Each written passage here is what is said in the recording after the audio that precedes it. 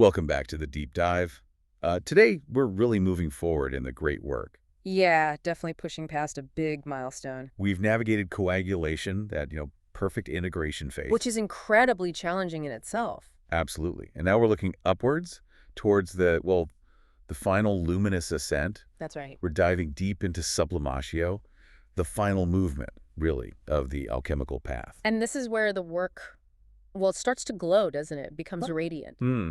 If coagulation was about fixing spirit into matter, that descent and integration. Right, bringing it down, making it real. Exactly. Then sublimation is, it's the necessary reverse current. It's the complete spiritualization of that matter. The spiritualization of matter.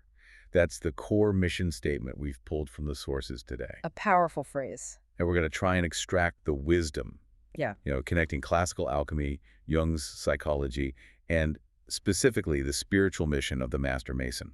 And it's crucial to grasp right from the start that this isn't about escape. It's not abandoning the material. Okay. Alchemically, sublimation means the purified substance gets elevated into spirit, sure, but it results in a luminous, incorruptible form. Still form. Still form. Yes, it's freed from the last bits of dross, the imperfections, but it's transfigured, not just dissolved into nothingness. Okay. Let's unpack that. Maybe start with the basics, the nuts and bolts. For those looking at this practically, what were the alchemists actually seeing in their labs? What did sublimatio look like? In the laboratory, it's probably one of the most visually striking operations, actually. Wow. You take your solid substance, which, remember, has already been through multiple stages of purification. Right, it's already refined. Highly refined. And you apply intense heat, but it has to be carefully regulated heat, and the solid turns directly into a vapor. It just bypasses the liquid state component. Completely skips it. No melting, just poof, vapor. Oh. So no messy transition, just a clean leap from solid to spirit, essentially. That's the image, precisely. And then as that hot vapor rises in the vessel, the alembic or whatever they're using, it cools naturally at the top and it condenses back into a solid. But now it forms these incredibly pure, often beautiful crystalline deposits. So it ascends as vapor, and then it's captured again, but purified. Captured in a higher state. That physical image is, it's potent, isn't it?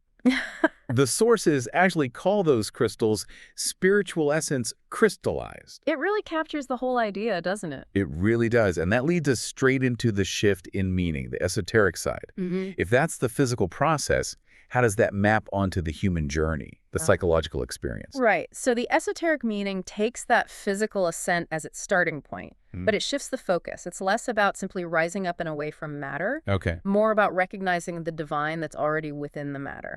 So it's not spirit escaping matter, but spirit being revealed in matter. Exactly. The spirit isn't just ascending from the substance. It's the recognition that the spirit was, in a way, locked inside it all along.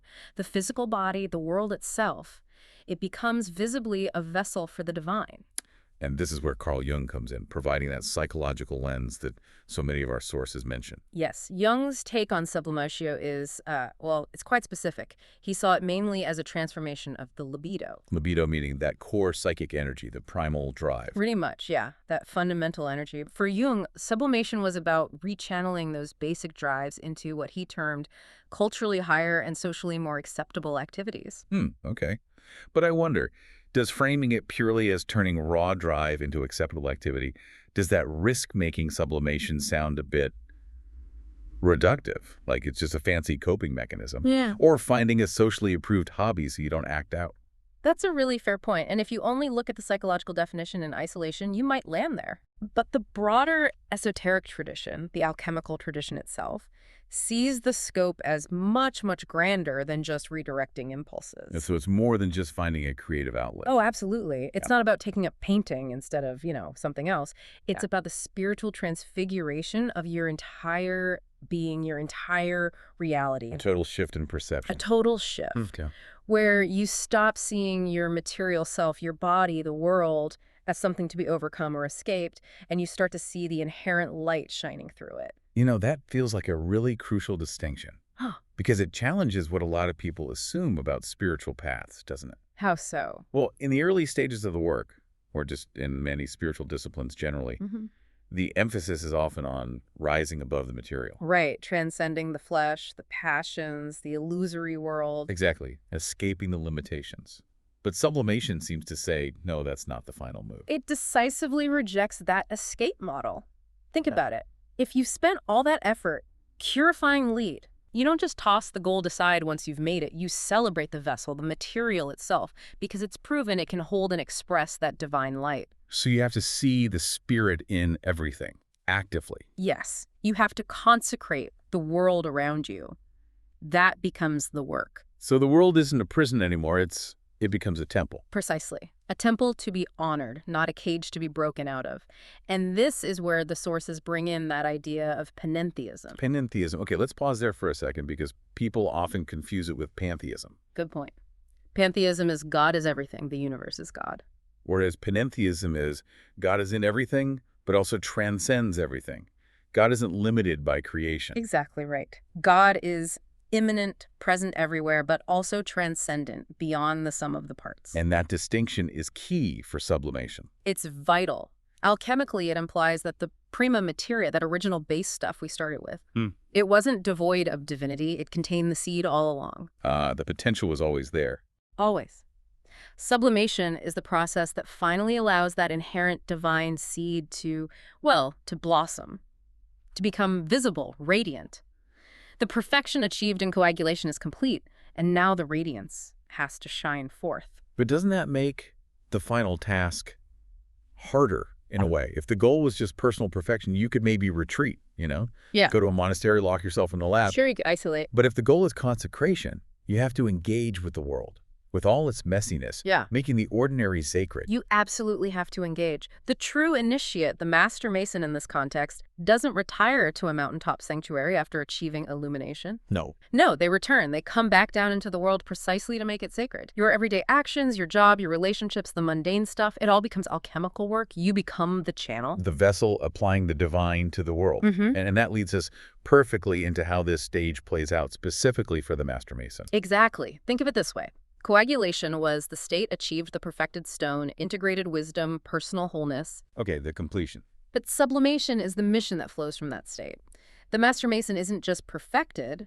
They are called to be elevated, yes, but also radiant, generative, a bearer of light. Not just having the light, but shining it out. Shining it for the upliftment of others, of humanity. That's the call. And the sources really emphasize this as a commitment to ongoing service and continuous ascent. It's not like you reach a level and stop. Never stop. It means constantly striving for higher planes of wisdom, deeper understanding. This is where you see the real value of traditions like the Scottish Rite or the Royal Arch. They map out those higher climbs. And the nature of the labor itself changes, doesn't it? Profoundly. Albert Pike captures it beautifully. He says something like, to work with a view to producing harmony and beauty in the universe is the sublimest of labors. And he who so labors is truly a Mason. That's the one. The work isn't about building physical temples anymore. It's about elevating the entire world around you into a state of greater harmony and beauty. That puts a whole new light on the symbols we see, like on the Masonic tracing board. That ladder, for instance, rising between the pillars. It's not just decoration, is it? It's the very symbol of this spiritual ascent we're talking about. The path the initiate takes during sublimation. And the blazing star at the top. It's the destination. It's the state of consciousness you're reaching for. It tells you the goal isn't worldly power or riches. It's illumination, pure consciousness. And we see this echoed in other mystical traditions too, right? Like Jacob's ladder. Absolutely. Jacob's ladder, where each rung represents a virtue or maybe a divine name, leading you upwards toward that heavenly lodge. And for listeners familiar with Kabbalah, this resonates with the ascent on the tree of life. Definitely. We're essentially talking about the elevation from Tiferet. Which is beauty, harmony, the integrated self-like coagulation achieved. Precisely. The elevation from that state of integrated beauty up to Keter. The crown, divine union. Wow. It's a huge leap. It's about connecting the perfected finite self directly with the infinite. That's the transfiguration. And what's fascinating is how this symbolic outer ascent seems to have an inner counterpart, this idea of the secret fire. Ah, yes, the secret fire. Sublimation is often mystically linked with this subtle energy rising internally, usually described as moving from the base of the spine up to the crown. Like Kundalini in the yogic traditions. Exactly. Or the ascending Shekinah in some Kabbalistic thought, or even the Holy Spirit's descent and ascent. But the key thing is, this rising fire isn't forced. It's not some, violent effort. It's not something you make happen. No, it's understood as the natural result of all the purification work done before. Remember, solve et coagula, dissolve and bind. Dissolve the impurities, bind the essence. Right. Once the vessel, the body-mind complex, is sufficiently cleansed and purified, the dross removed, that inherent inner light, that fire can just flow upwards naturally, unobstructed. That sounds so serene almost. It is. Manly P. Hall described the initiant's goal as allowing the fire to rise quietly, reverently, and naturally until the entire temple is illumined. So sublimation is that state. Permanent, radiant illumination. It is. It means your very presence starts to elevate the space around you. You carry that illumination with you. And once that state is reached, or at least approached, the focus has to turn outward, doesn't it? Towards service. Naturally. Service becomes the practical expression of sublimation. It's consecrated action. Taking the mundane and making it sacred through intention and presence. Exactly. And your sources gave some great examples using the Masons' traditional working tools, transforming their meaning. Okay, let's take the gavel. Often seen as just a symbol of authority, right? Keeping order. Or maybe even punishment, control. Yeah.